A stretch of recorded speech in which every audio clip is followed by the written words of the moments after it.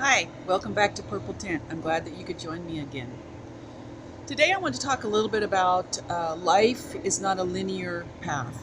It isn't. And as you get older and you're over 50s, getting close to 60s and so on, especially the crone years is what we call them, you start to look back over your life and at pathways that you may have taken, whether it's experiences, whether it's trainings, education, things that you got into, and you start to see where some of these things that maybe you learned many years ago suddenly come to the forefront of something that you want to do now.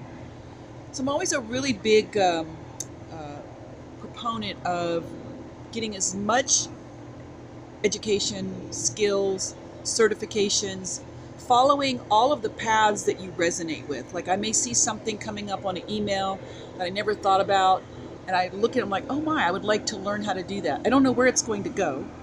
I don't know what it's going to do. I just know that it resonates with me at this moment. And I find that when I do that, I often then, maybe a few years down the road, actually use it or need it.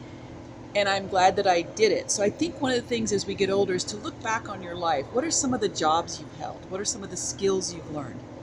Are there still things that you want to do now?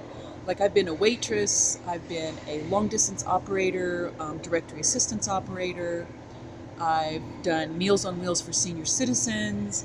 I've worked, I've worked as a midwife, as a doula, briefly, very briefly. But I worked as a midwife, I worked as a breastfeeding counsel, I worked as a health coach for women, older women, the singing bowls, the yoga, the yin yoga. Um, I've just done a lot of things in my life that resonated with me, and I don't use everything. What I am doing is combining everything over the last 20 or 30 years into something that I can offer to my community as people need it. Because people do need things in their life that I offer, whether it's meditation, whether it's yoga, whether it's just sitting and listening to people on their path and not having to feel like I need to fix it, and realizing that everybody's path is very different. And since paths are not linear, you often don't know where it's headed, but you just know that you're going forward. And I think that's really, really important.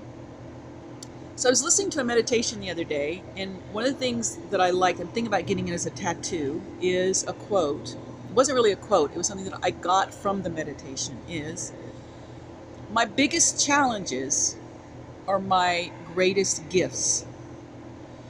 My challenges do not define me, but they expand me, pushing me forward and back to my center.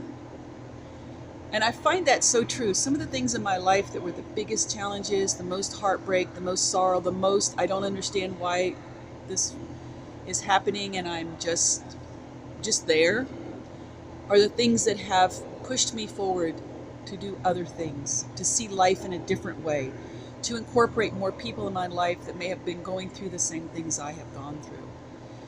And I think as we look back as older women, we need to use those things to help the younger generation, the younger people, and help women who are ahead of us to understand that paths are just paths. And just like if you go walking and hiking, there is no straight path. There's no path that sometimes makes sense. You just arrive and then you start again. So again, as we go into the crone years, let's sit quietly with ourselves. Let's sit and think about some of the things that we would like to do more, whether it's a dance class, poetry class, pottery class, hiking, motorcycling with women, cycling Europe.